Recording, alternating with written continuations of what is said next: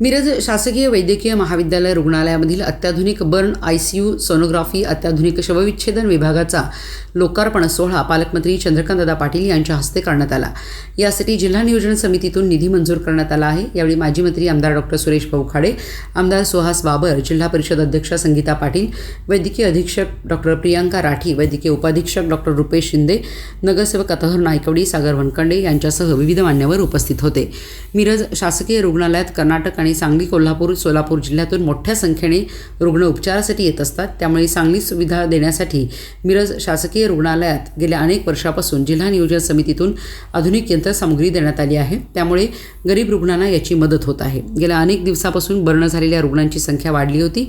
तसेच कर्नाटक सीमेवर मिरज गाव असल्यामुळे तसेच राष्ट्रीय महामार्ग लगत असल्यामुळे मयत झालेल्या मृतदेह ठेवण्यासाठी आधुनिक सुविधा असणारे शवविच्छेदन गृह करण्यात आले आहे। याचा लोकार्पण सोहळा शुक्रवारी संपन्न झाला। जसं रोजच्या गरजा, रस्ते, गटर, शुद्ध पिण्याचं पाणी, शेतकऱ्यांना वेगवेगळ्या विषयाची मदत, टंचाई नाही आहे अजून, पण टंचाई झालेली टँकर, हे जसं जिल्हा लेवलवर करायचं असतं तसं जिल्ह्यातल्या काही संस्था, जसं मिरज मेडिकल कॉलेज एक संस्था आहे, किंवा गेल्या आठवड्यात आम्ही काही गोष्टी इथल्या अनाथ आलयासाठी केल्या, ती एक संस्था आहे। या संस्थांना स्ट्रेंथन करणं, मजबूत करणं हे सुद्धा जिल्हा लेवलचं काम असतं। आणि त्यातून सुरेश भाऊ पालकमंत्री असताना तर 22 कोटीचं MRI मशीन दिलं की ज्याचे कितीही स्वस्त म्हटलं तर 2700 रुपयाला टेस्ट होते।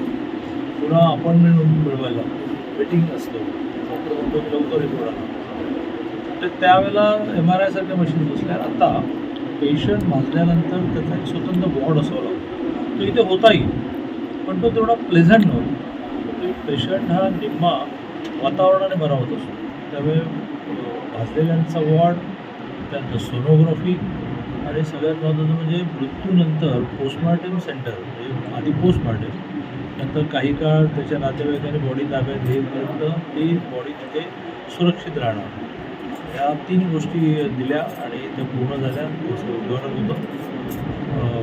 त्याच्याबरोबरीने आणखी काय लागणार आहे त्याची यादी करा, कारण नवीन वर्ष 1 तारखेला 4 दिवसांनी सुरू झालं, फ्रेश निधी येईल, तेही आम्ही सांगितलेलं। सुहास बाबरांनी मुंबईमध्ये नगरविकासकडे पेशंटच्या बरोबर येणारे नातेवाईक, त्यांची विचारांची काही व्यवस्था नसते, कुठेही झोपतात, कुठेही आवडतात, तर प्रस्ताव दिला आहे, आम्ही त्याला स्पीडअप करू, कारण ती खूप मोठी गरज आहे। बरोबरीने मी हॉस्पिटलला असं सुचवलं की बेड रिटर्न पेशंटची सेवा, अंथरुणावर खिळून पडलेल्या पेशंटसाठी एक वॉर्ड डेव्हलप केला पाहिजे। एक प्रायव्हेट काम सांगलीमध्ये आम्ही सुरू केलं आहे, कोल्हापूरमध्ये तो खूप स्ट्रेंथन मजबूत झाला आहे, पण यांच्याकडे जागा आहे तर त्यांना आम्ही पैसे देऊ। अशा काही नवीन गोष्टी किंवा पेशंटबरोबर असणाऱ्या नातेवाईकांना लागणाऱ्या वस्तू स्वस्त देणार। आता मला सुहास बाबरांकडून कळलं की सांगलीच्या गव्हर्नमेंट हॉस्पिटलमध्ये ते त्यांच्या मतदारसंघातले जे ॲडमिट होतात त्या पेशंटना आपल्याला घरून फूड देता येत नाही, पण नातेवाईकांसाठी रोज आणि 1 महिना 2 महिना सातत्याने देता येतं। अशी व्यवस्था योजनेतून करता येईल का, ज्याच्यामध्ये नातेवाईकांना कुठे व्यवस्था नाही, इथे एक स्टॉल आहे, दुपारी आणि संध्याकाळी त्यांना मिनिमम फूड मिळेल, अशा खूप गोष्टी करायच्या आहेत।